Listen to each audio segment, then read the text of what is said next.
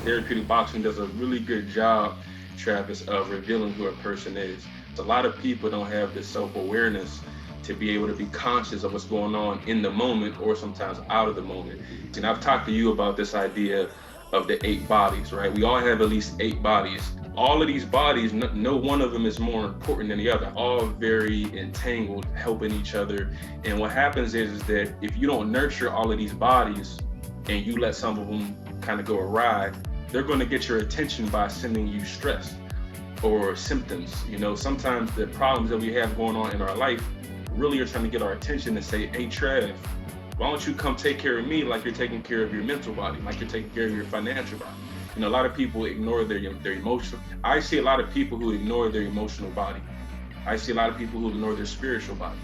I definitely see a lot of people who ignore their environmental body. When I say the environmental body, I'm talking about like your house, your bedroom, your property, your workspace, right? So now that a lot of people are kind of, like you said, locked in, some of the self-awareness piece is actually causing them to become more aware of, oh shoot, like, you know what, I didn't realize not only am I in my head, but I haven't really created a good home situation. Me and my family are always fighting, we're always stressed out. You know what, I don't really like my living quarters. So these things are starting to come more to the surface. And I think what happens is, Trav, is that when you have more self-awareness, some things come from that. Either that can turn into self-love or to self-hatred, right? That's where I think a lot of people's mental health problems go wrong. Like when you become aware that, oh my gosh, like I come from a lineage, like a royal lineage, right? You could be proud of that.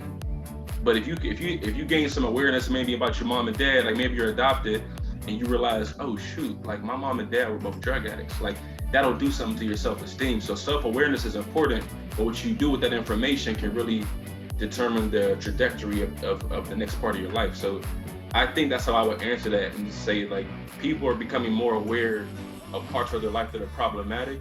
And I think that it's causing them, because some people don't have resilience, they're not really able to navigate through things in a very healthy way.